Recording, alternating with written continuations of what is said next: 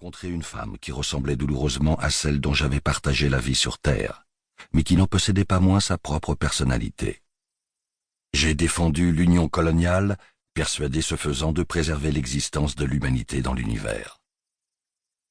Au bout du compte, les forces de défense coloniale se sont saisies de cette partie de mon être qui restait ma personnalité et l'ont fourrée dans un troisième et dernier organisme.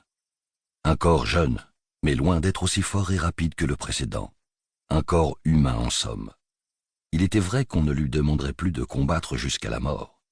J'ai souffert de ne plus être aussi fort qu'un super-héros de bande dessinée.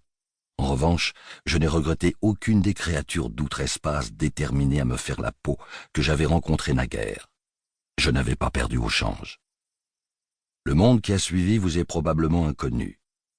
Imaginez-vous de nouveau sur la Terre, notre ancien foyer, où des milliards de gens continuent à vivre et à rêver des étoiles. Levez les yeux au ciel, vers la constellation du Lynx, à côté de la Grande Ourse. Vous y verrez une étoile, jaune comme notre Soleil, autour de laquelle gravitent 6 planètes principales. La troisième, par une heureuse coïncidence, est une copie de la Terre. 96% de sa circonférence, mais 101% de sa masse en raison d'un noyau de fer légèrement plus volumineux. Ce petit pourcent passe relativement inaperçu dans la vie de tous les jours. 2 lunes. La première a un diamètre équivalent à 2/3 de celui du satellite de la Terre, mais son plus faible éloignement la fait occuper autant d'espace locatif dans le ciel. La deuxième, un astéroïde capturé par la planète, est plus petite que sa sœur, plus rapprochée. Son orbite se révélant instable, elle finira un jour par dégringoler à la surface. D'après les estimations les plus précises, cela ne devrait pas se produire avant 1/4 million d'années. Les autochtones ne sont pas plus inquiets que cela pour l'instant. Ce monde a été découvert par les hommes il y a près de 75 ans. Les Ealan y avaient établi une colonie, mais les forces de défense coloniale y ont remédié. Ensuite, les Ealan ont, dirons-nous, rééquilibré cette équation et il a fallu encore 1 an ou 2 avant que le problème ne soit définitivement réglé.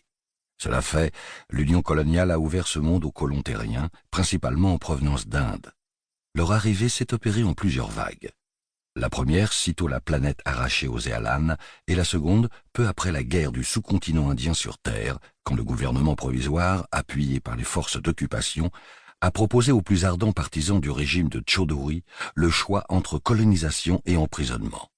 La plupart ont opté pour l'exil et se sont envolés avec leurs familles. Ceux-là avaient moins rêvé des étoiles qu'ils ne se les étaient vus imposer de force. Compte tenu de l'origine des habitants de cette planète, on pourrait imaginer que le nom de celle-ci reflèterait leur héritage. On aurait tort. Elle a pour nom Huckleberry, probablement du fait d'un apparatchik de l'Union coloniale amateur de Mark Twain. La grande lune d'Huckleberry est Sawyer, et la petite Becky. Évoquant le véritable nom de l'écrivain, les 3 principaux continents sont Samuel, Langhorne et Clemens.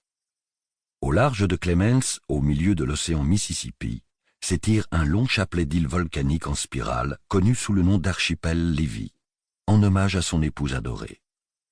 La plupart des traits géographiques avaient reçu quelques surnoms twainомaniaques avant l'arrivée des premiers colons, ce que ceux-ci semblaient avoir accepté de bonne grâce. Rejoignez-moi sur cette planète maintenant. Regardez le ciel, en direction de la constellation du Lotus. Il s'y trouve une étoile, jaune comme celle autour de laquelle orbite ce monde, sous laquelle je suis né il y a 2 vies de cela. D'ici, elle est trop lointaine pour être visible à l'œil nu, à l'image de ce que m'évoque parfois la vie, que j'y ai jadis vécu. Je m'appelle John Perry, j'ai 88 ans.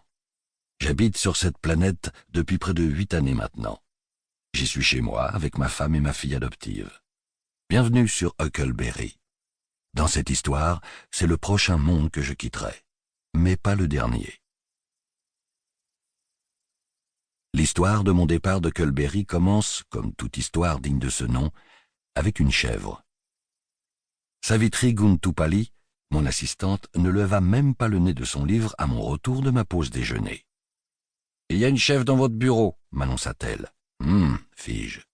On n'avait pas traité la pièce contre ces bestioles ?» La remarque me valut un regard par-dessus la couverture du bouquin, ce que je tins déjà pour un petit triomphe. « Elle est venue accompagnée des frères Tchengelpet. » Merde. Les 2 derniers frères à cette Pour continuer à écouter ce livre audio gratuitement, cliquez sur le lien dans la description et vous pourrez l'écouter en entier sans frais grâce à l'essai de 30 jours d'Audible.